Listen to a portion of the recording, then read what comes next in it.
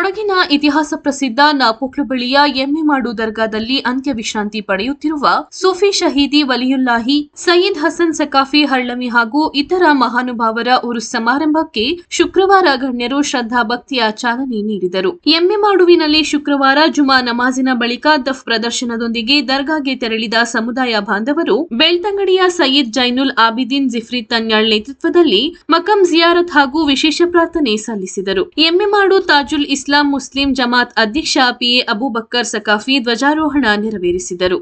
ಬಳಿಕ ನಡೆದ ಕಾರ್ಯಕ್ರಮದಲ್ಲಿ ಎಮ್ಮೆಮಾಡು ತಾಜುಲ್ ಇಸ್ಲಾಂ ಮುಸ್ಲಿಂ ಜಮಾತ್ ವತಿಯಿಂದ ಊರಿನ 2 ಅನಾಥ ಹೆಣ್ಣು ಮಕ್ಕಳಿಗೆ ನಿಕಾ ಕಾರ್ಯಕ್ರಮ ನಡೆಯಿತು. ಈ ಸಂದರ್ಭ ಜಮಾತ್ ಉಪಾಧ್ಯಕ್ಷ ಮೊಹಮ್ಮದ್ ಅಶ್ರಫ್ ಮಾತನಾಡಿ, ಶುಕ್ರವಾರ ಜುಮಾ ನಮಾಜಿನ ಬಳಿಕ ಅಧಿಕೃತವಾಗಿ ಚಾಲನೆ ನೀಡಲಾಗಿದೆ. ಇಂದಿನಿಂದ ಮೇ 3ರವರೆಗೆ ಉರುಸ್ ಅಂಗವಾಗಿ ವಿವಿಧ ಧಾರ್ಮಿಕ ಕಾರ್ಯಕ್ರಮಗಳು ನಡೆಯಲಿದೆ. ಮೇ 29ರ ಸೋಮವಾರ ಸರ್ವಧರ್ಮ ಸಮ್ಮೇಳನ ನಡೆಯಲಿದ್ದು, ಈ ಕಾರ್ಯಕ್ರಮದಲ್ಲಿ ಧಾರ್ಮಿಕ ಪಂಡಿತರು, ರಾಜಕೀಯ ನೇತಾರರು ಮತ್ತಿತರ ಗಣ್ಯರು ಭಾಗವಹಿಸಲಿದ್ದಾರೆ ಎಂದು ತಿಳಿಸಿದರು. ಈ ಸಂದರ್ಭ ಸಯ್ಯದ್ ಇಲಿಯಾಸ್ ತನ್ಯಾಳ್ ಸೇರಿದಂತೆ ಮತ್ತಿತರರು ಉಪಸ್ಥಿತರಿದ್ದರು.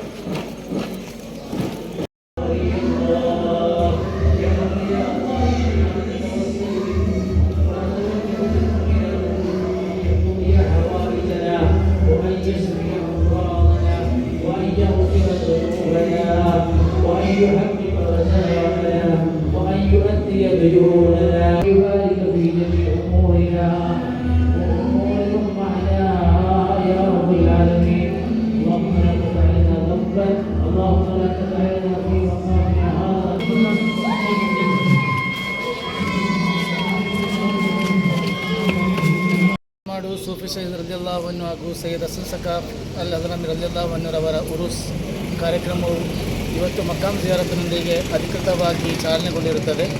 ಈ ಕಾರ್ಯಕ್ರಮವು ಬರುವ ಶುಕ್ರವಾರವರೆಗೆ ನಡೆಯಲಿದ್ದು, ಪ್ರತಿದಿನ ರಾತ್ರಿ ಧಾರ್ಮಿಕ ಮುಖಂಡರುಗಳಿಂದ ಮತ ಪ್ರವಚನ ಕಾರ್ಯಕ್ರಮ ನಡೆಯಲಿದೆ.